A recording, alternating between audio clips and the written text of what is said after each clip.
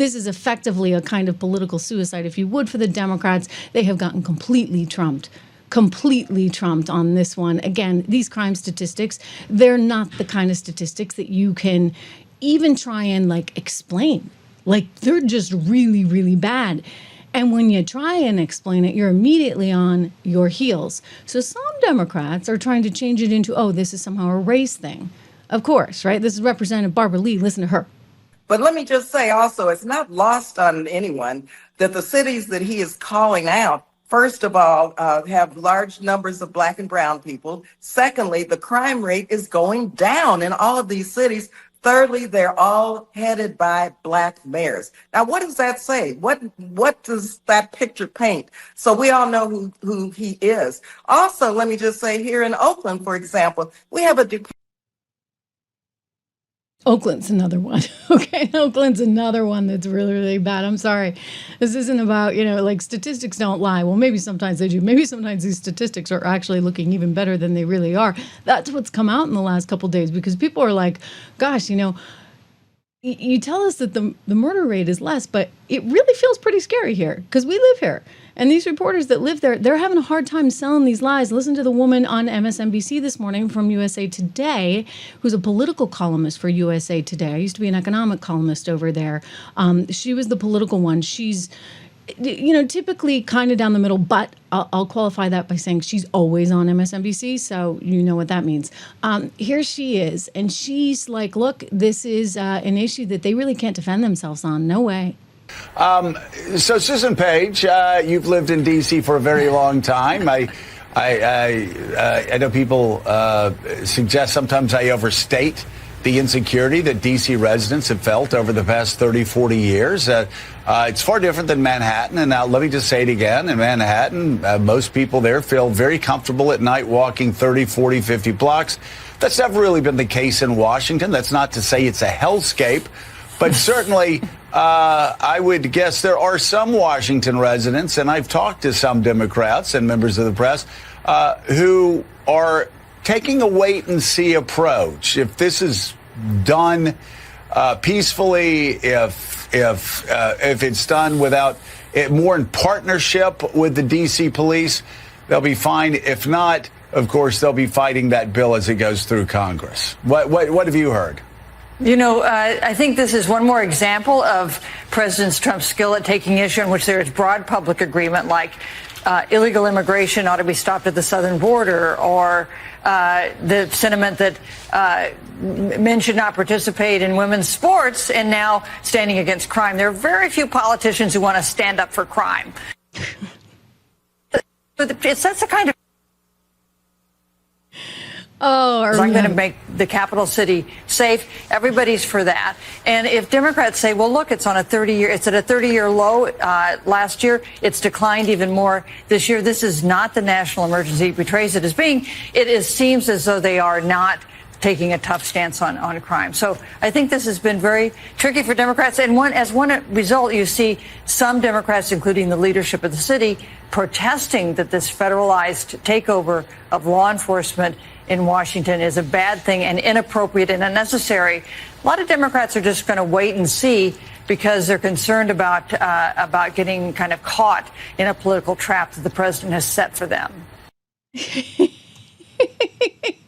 Did you hear? She's like, there are not a lot of politicians that want to say, like, it's okay to be soft on crime, but leave it to the Dems. Apparently they want to. So this is such a good issue, actually, for him, because he gets to get out there and do what he wants while simultaneously putting the Democrats totally 1,000% on their heels. Something that even Chris Matthew noticed in today's, I think I talked about this with you guys yesterday, but we haven't seen the clip yet. And I want to share this with you because he's super duper liberal, kind of like old school Dem, old school blue.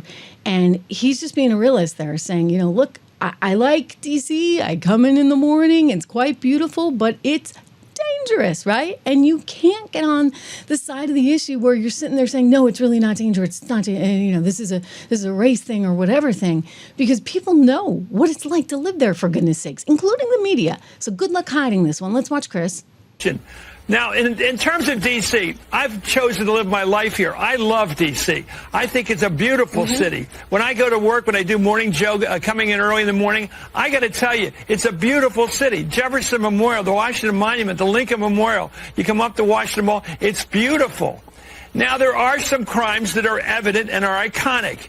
If you come into this city, you're going to see pub tents in DuPont Circle. Now, they don't commit crimes necessarily, but they're there. Signs of homelessness, which is not being treated. You see graffiti, which drives me crazy because it's right on the most beautiful places, the bridges and all, covered in graffiti, and they have to paint it over to cover it up. They don't really get rid of it. It's still there. And so I think the iconic, the look of a suburbanite, I think this is about the suburbs and the rural areas against the big cities. I think Trump knows that people are afraid to go into big cities, to go to a Phillies game. They talk about it. They don't want to go downtown. They don't trust the situation. So politically, I think this strengthens his red power in the rural parts of Pennsylvania and Scranton and Bethlehem and Allentown. Those people are going to look at this headline and say, it's about time somebody's doing something about D.C. And Philly, with Krasner as our DA. You need a tougher DA. You just do, to put people in jail. But the crime is inevitably committed by working people. And in D.C., working people are black, African American. They're the ones getting hit by crime, not the suburbanites and not the...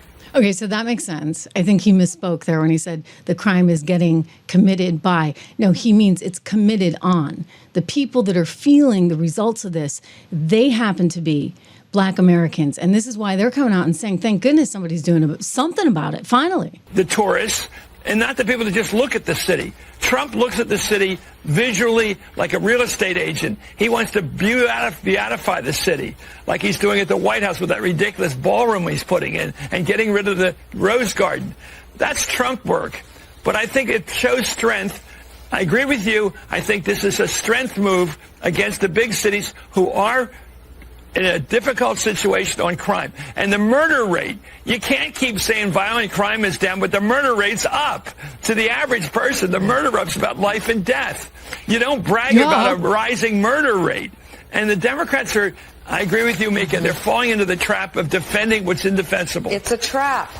Yes, it's a trap. Defending what's indefensible. It's a trap. Okay, call it whatever you want. I'm going to just say it's smart politics, and simultaneously you're doing something to help the people in the interim. So isn't that kind of a good thing?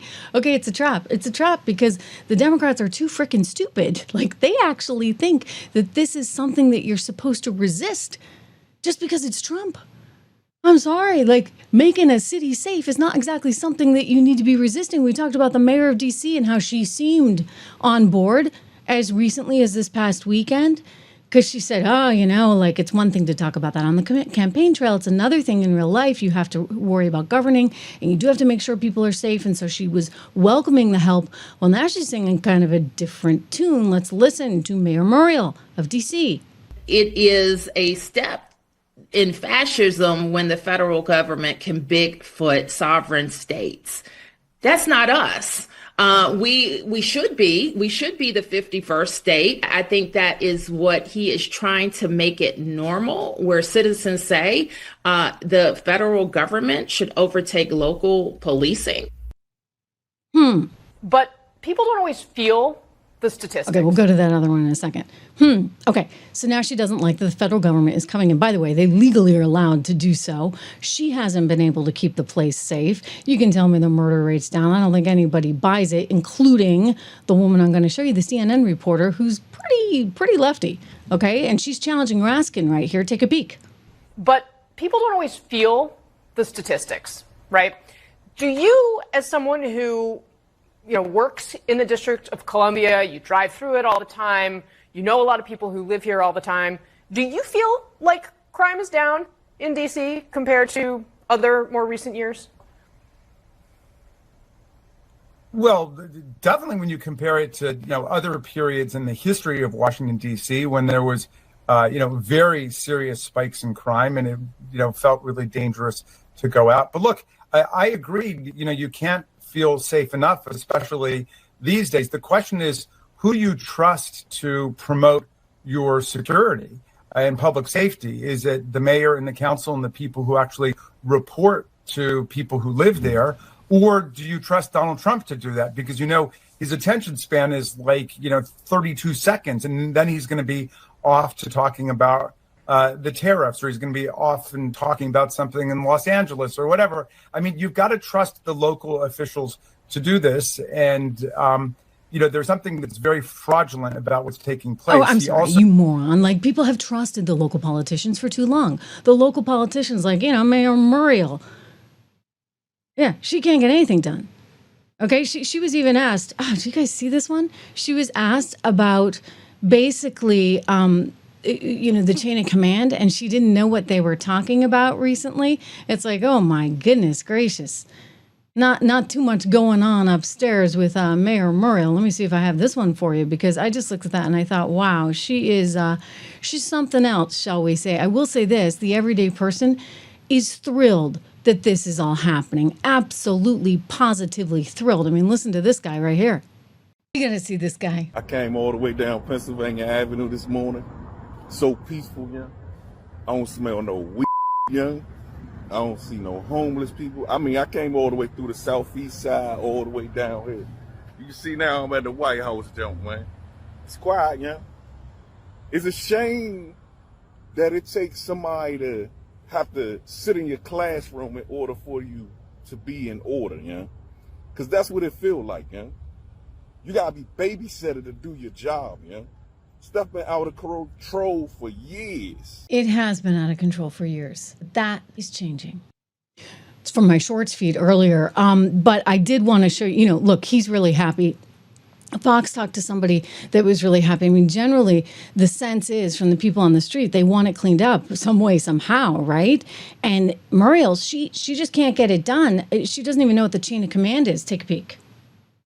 I'm sorry, the D.C. mayor doesn't know this? That's what the chain of command is now? What does that mean? Chain of command? Like, who's in charge? Oh, it's Trump. Right? I mean, yeah, so he's in charge, and she's having to deal with it, and they got some issues going on. Like, the former DEI chief for the police in D.C. is now head of the police. Yeah, imagine that. Like, all the qualifications in the world. We talked about that yesterday. You can look at yesterday's show. But she actually was a park ranger, and she trained dogs, and she trained people to drive, and she was a foster care worker. And somehow now she made it all the way up. First DEI chief, and now head of the police in Washington, D.C. So I'm just saying, you know what, D.C., you got a problem. This doesn't have anything to do with race and everything to do with statistics. And he said, you know what, D.C. first. We'll see. Maybe New York is next, which is why Kathy Hochul is flipping out like she's flipping out.